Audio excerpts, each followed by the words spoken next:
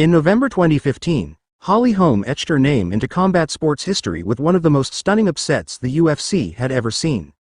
At UFC 193 in Melbourne, Australia, Holm dismantled Ronda Rousey, then the face of women's MMA and one of the promotion's biggest global stars, with surgical precision, ultimately finishing the fight with a devastating head kick knockout.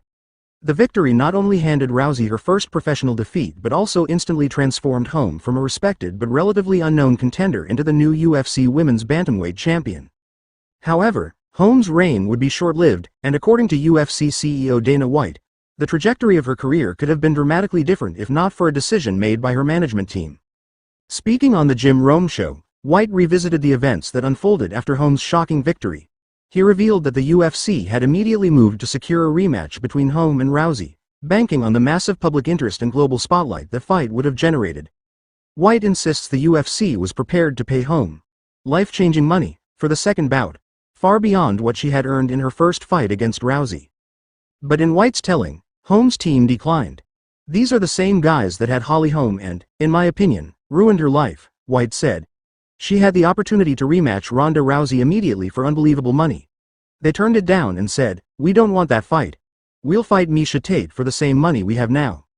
Holm's camp believed a fight with Tate was the safer path, yet White argued otherwise, even predicting Holm's downfall before the fight was ever booked. "I told them in that meeting, ask my matchmakers, ask Lorenzo Fertitta, I said, she's going to lose by choke. Tate's going to choke her out. And that's exactly what happened," White recalled. At UFC 196 in March 2016, Holm defended her belt against Miesha Tate in a tense, back-and-forth battle. In the fifth round, Tate secured a rear-naked choke, forcing Holm to submit and snatching the title away just 4 months after she had won it. The loss marked the end of Holm's brief championship reign. Though she continued to fight at the highest levels and even competed in 3 more UFC title bouts, Holm never managed to capture another belt. By early 20